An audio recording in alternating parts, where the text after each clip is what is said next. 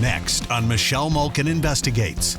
Making waves. Their accusations were so outlandish, the police couldn't even forward them with charges. I just want to stop you right there. There's nobody in America outside of the small circle of his advocates, friends, family, you, his team, who knows this fact. Do you believe that there is reasonable doubt in the case of Daniel Holtzclaw? Raise your hands. I hope you're paying attention, Oklahoma media. And making news. It's kind of damage control, right, for the EPA. Well, I mean, they were doing everything to clean this up. It was 911 time. Washington's not going to like that. It gets stuck in Washington in committee. Breaking the mold and breaking out of the box.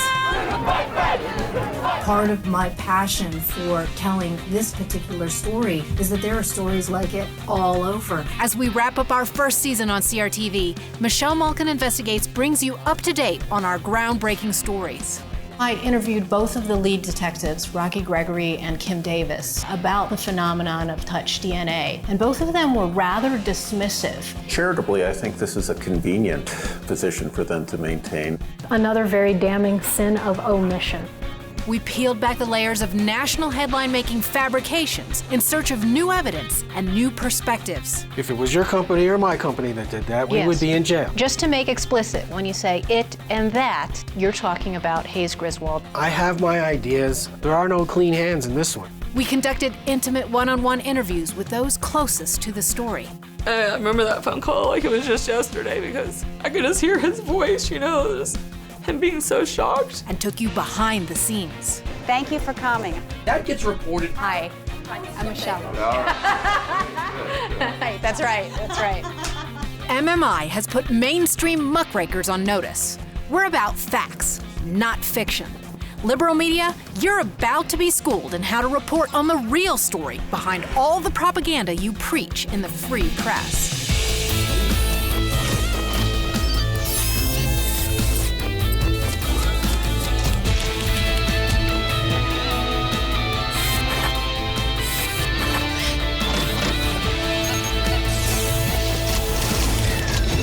Michelle Malkin Investigates. Now, here's Michelle Malkin. Wow, what an incredible ride we've had so far, and we're just getting started. I'm Michelle Malkin, and we're thrilled you could join us as we wrap up our first season of this groundbreaking investigative series, where we are digging deeper to uncover the cover-ups, cut through the bullcrap, and get to the truth.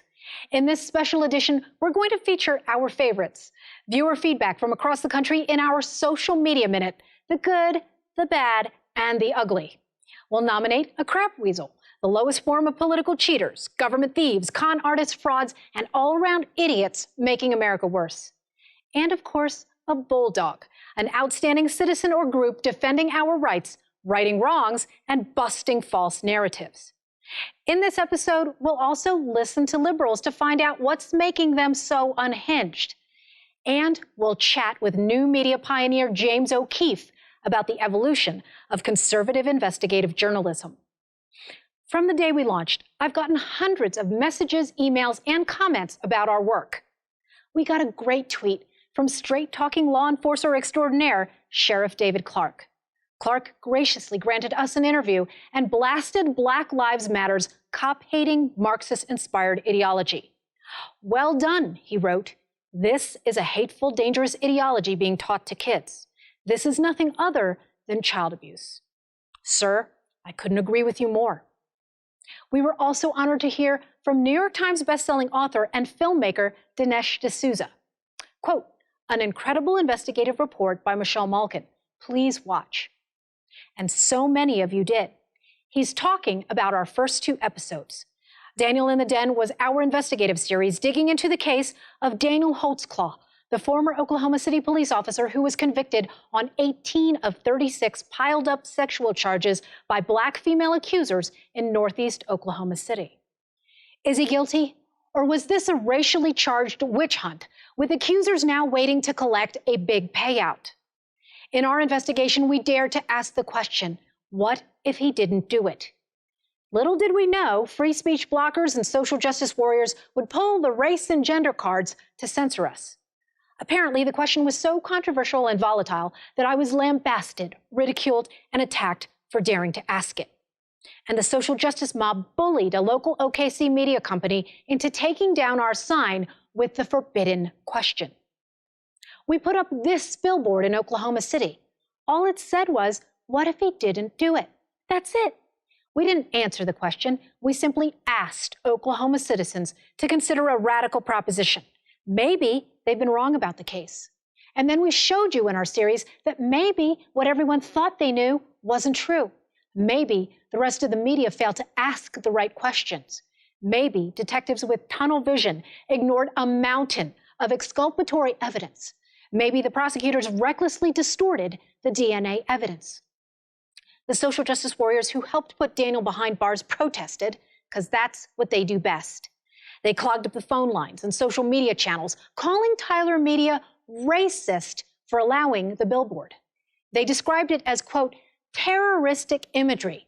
Let's look at it again. What about this is terroristic? Seriously, what? And you know what? Tyler Media caved. They censored free speech and took the billboard down within 24 hours, appeasing the same SJW agitators who marched and screamed, give him life outside the courtroom during Daniel's trial, and while jurors who could hear them deliberated. Talk about terroristic. Fortunately, the agitators didn't stop us from hosting several screenings across the country, including a forum in Daniel's hometown of Enid. I want you to hear from some of the people who attended. I came here and decided that I'm leaving with a different understanding of what happened, perhaps. It does have an impact on me, and it does affect me. As they said, this could happen to anybody. She's presenting the facts and giving me the opportunity to make up my own mind. Michelle Malkin has done a wonderful job stating the facts. I've read everything I could on that, and there's no way you could be guilty. People are realizing what's going on in this country and what has happened with Daniel. It's a huge miscarriage of justice. They threw him under the bus. And this should scare every one of us, every single one of us. This piece is overwhelmingly convince anyone that saw this piece that in his innocence. I mean, there's just no other way. How many of you want the questions that we raised asked by the members of your media? I hope you're paying attention, Oklahoma media. Afterwards, several Enid journalists came to our press conference, where I responded to the Oklahoma City Police Department questioning our journalistic ethics and calling our series a business project. You think about a man behind bars for a nearly 3-century sentence, a need to satiate this appetite for a scapegoat because of what I consider moral cowardice, incomplete and incompetent policing. I would think that every journalist in this state would be questioning what that police department spokesman didn't want them to know. The good news for Daniel, more and more DNA experts, law enforcement experts, and lawyers experienced in wrongful convictions are looking at his case, and other exonerees are speaking out. Here's a message to Daniel from Brian Franklin, a former Fort Worth, Texas police officer who was exonerated of rape charges in December 2016. Quote, I've studied this case from both sides and have come to the conclusion that he is really innocent. I know about innocence. I was a cop wrongfully convicted of rape. I spent over 21 years of a life sentence imprisoned. My conviction was reversed and I was retried, ending in acquittal. I am innocent and have been exonerated. For those of you who jump to conclusions when you don't know what you're talking about, shame on you. Learn the facts first. Exactly. And since our initial investigation, we've discovered even more damning evidence and inaccurate information about Daniel's case presented in court. As you'll see, this miscarriage of justice is even worse than I first thought it was. On February 1st, after 4 extensions filed over a year, Daniel's formal appellate brief was submitted to the Oklahoma Court of Criminal Appeals. Daniel's parents drained their life savings to provide their son with a private attorney for his trial in 2015. Let's hear from them and take a look at the brief.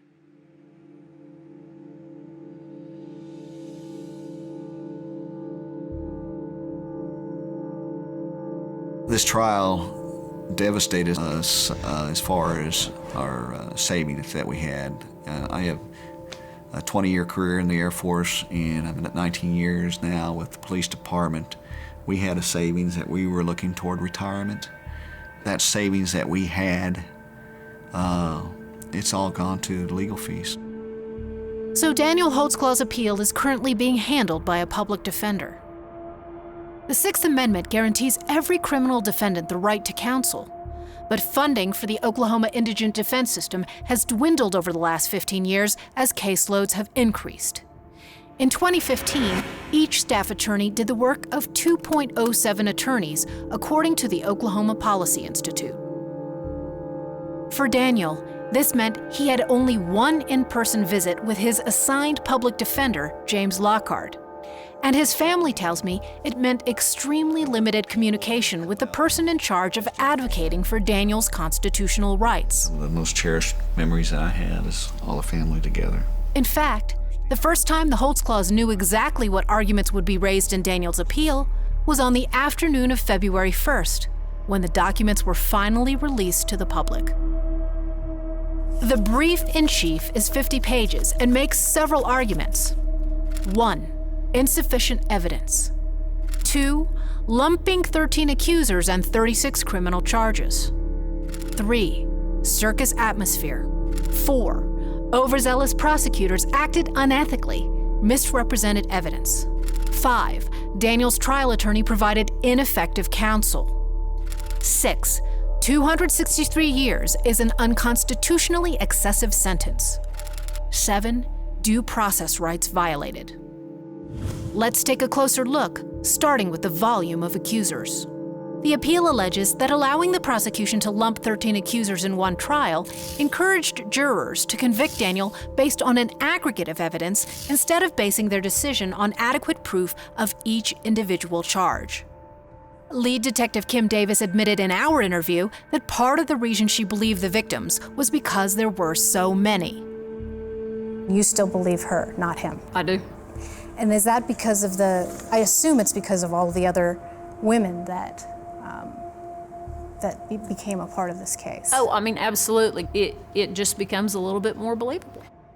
Daniel's lawyers also highlighted the circus atmosphere that ran amok in downtown Oklahoma City, which deprived Daniel of a fundamentally fair trial consistent with due process. She is me! Here's how his parents described it. 36 counts! We want life! Well, you could hear the chants, you could hear the rumblings from the people in the audience. I mean, very vocal. They should have sequestered them in an area that they're not exposed to all the pressures that were going on with the race issues in the courtroom. It was just a lot of stuff going on that shouldn't have been allowed. Did you feel personally unsafe? I felt uncomfortable because of all the comments that were going on. I didn't feel unsafe. I was so shocked. Inside the courthouse, menacing agitators shouted "racist cop" and "racist jury," held up protest signs, and mingled with jurors in the bathroom. At least 7 phones were confiscated. Defense team member Brian Bates says he's never seen anything like it. For one thing, they were trying to take pictures of the jurors. You only take pictures of jurors as juror intimidation. One of the people who had their phone taken away by not only a deputy, but by Detective Davis herself was Accuser Hill. Accuser Hill was taking pictures of jurors. We had members of the Black Panthers coming in their full military regalia. Activists held loud prayer vigils outside the deliberation room. Black Lives Matter activists chanted on the streets outside the windows of the courtroom, "Give him life, give him life." We want life! Here's the kicker. The city granted those disruptors a permit to cause a ruckus on the streets in earshot of the jury. And District Attorney David Prater knew about it. District Judge Timothy Henderson denied the defense team's request for sequestration and told the jury to just ignore the disruptions, which Daniel's appeal points out was like throwing a skunk in the jury box and instructing them not to smell it. Bates has been in many courtrooms, and this one shocked him. Judge Henderson had no decorum at all in the courtroom, and I'm not saying that because it didn't go my way. The Holtzclaw trial was nothing like I'd ever seen before. To say it was a circus atmosphere would be mild. Daniel's appeal asserts that prosecutor Galen Giger demonstrated such flagrant and pervasive ethical misconduct that he violated Daniel's due process rights. As we reported, Giger blatantly misrepresented the DNA evidence in his final statement. In the prosecutor's closing statement, he boldly claimed, quote, DNA from the walls of her vagina were transferred in vaginal fluids onto the outside and the inside, not of his pockets, not of his cuff, not where he sits, but of the exact location she says his penis came in contact, unquote. We asked forensic scientist Dr. Dan Crane about this. Could one conclude from the DNA sample that was associated with the 17-year-old that it definitively came from vaginal fluid? Absolutely not. Certainly not in my experience. I've never seen a test that's been presented in court where that assertion has been made. The appeal claims Daniel's own defense counsel, Scott Adams, fell down on the job by failing to use available evidence to impeach an accuser's testimony. And he committed what the public defender's office called a, quote, total whiff on the DNA evidence by failing to present expert testimony to refute misleading claims by the state's crime lab analyst, Elaine Taylor. Count 11, rape in the first degree. Defendant is guilty of the crime of rape in the first degree and punishment is set at 30 years. Moreover, Daniel's appeal argues the pileup of charges and the trial judge's order for Daniel to serve his 18 sentences consecutively for a 263-year term amounted to an unconstitutionally excessive sentence. All of these failings deprive Daniel of his Fifth and 14th Amendment due process rights. And as a result, the Criminal Appeals Court should reverse Daniel's judgment and sentence. Perhaps most compelling is the public defender's accompanying application for a hearing on Daniel's Sixth Amendment claims. This document goes into detail about the crucial mishandling of the DNA evidence not just by the prosecution, but by Daniel's own defense attorney. Remember, out of 13 accusers and 17 alleged crime scenes, a minuscule amount of DNA from one accuser was the only DNA evidence the prosecution could muster. And that accuser, as we showed you in Daniel in the Den Part 2, was the troubled teen who told her mother that Daniel was a, quote, hot cop who she wanted to, quote, date. Brian Bates told me about that bizarre detail, not reported in Oklahoma media last fall. What did your daughter tell you? She said, I met this really hot cop. He told me I had a couple warrants, but he said, don't worry about it. Give me his number and we're going to go out on dates. Who describes their rapist as the hot cop and we're going to go out on dates and I'm just really excited about it? It doesn't happen. The DNA was the linchpin of the state's entire case against Daniel. It was the only independent evidence corroborating any of the claims of the 13 accusers, many of whom had multiple felony convictions, including crimes involving deceit and dishonesty. In a sworn 10-page affidavit, highly regarded forensic biologist and DNA expert Dr. Michael Spence of Spence Forensic Resources in New Mexico laid out the devastating case against the state's, quote, faulty and scientifically unsound presentation of the DNA evidence. Fragments of DNA. Dr. Spence blasted Oklahoma City PD crime lab detective Elaine Taylor's, quote, failure to identify the vaguest hint of any staining at or near the fly and crotch area of Daniel's pants. Instead of using an acceptable forensic light, she used a magnifying glass and a, quote, bright light, unquote, she called it, which turned up nothing. Dr. Spence blasted the defense counsel for failing to challenge Taylor on all this. Then there's the issue of the police department's mishandling of key evidence. Dr. Spence cited potential contamination in the interrogation room when Detective Rocky Gregory grasped the evidence bag with his bare hand and shoved it into the bag before Daniel placed his pants and belt in it. This raised what Dr. Spence called, quote, obvious DNA transfer issues. Again, Daniel's defense counsel whiffed. Spence's DNA analysis builds on the groundbreaking discoveries we told you about by independent DNA researcher Erica Fuchs. That wisdom and justice will prevail. Dr. Spence outlined how the prosecutor's crime lab expert, Elaine Taylor, incorrectly testified that male DNA was absent from 2 of the 4 DNA samples, when her own data sheets reported that male DNA was in fact recovered in those samples. Remember, Wright State University professor Dan Crane saw that male DNA too after examining the test results. From looking at that table of alleles, it's clear that the sample that we're talking about here was a mixture of more than one person. In fact, there's some indications that there are at least 3 contributors to this mixture. Wow. And one of those contributors does appear to be a male.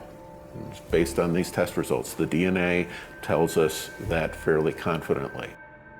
So who does that male DNA belong to? Crime lab expert Elaine Taylor testified that she had ruled Daniel out.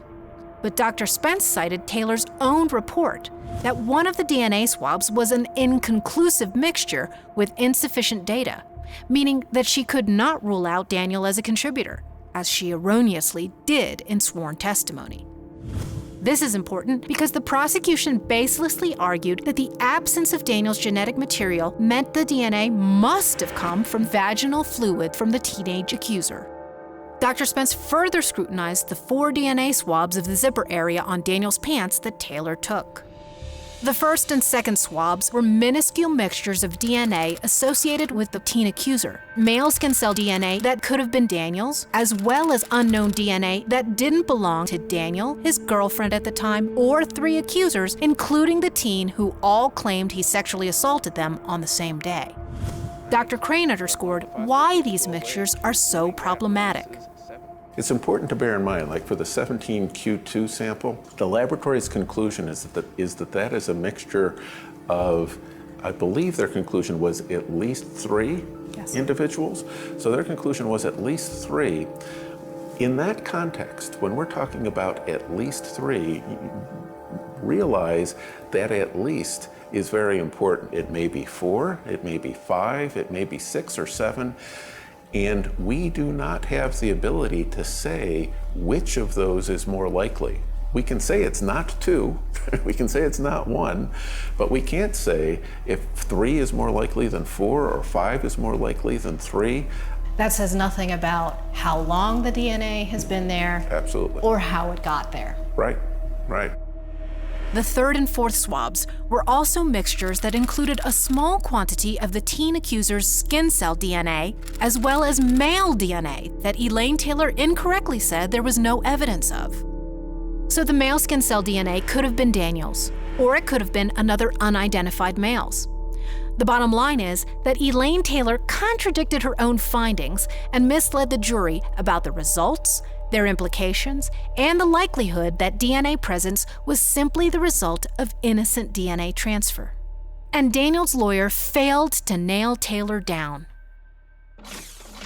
As Daniel's direct appeal winds its way through the courts, the scientific and law enforcement community's awareness of Daniel's case is growing.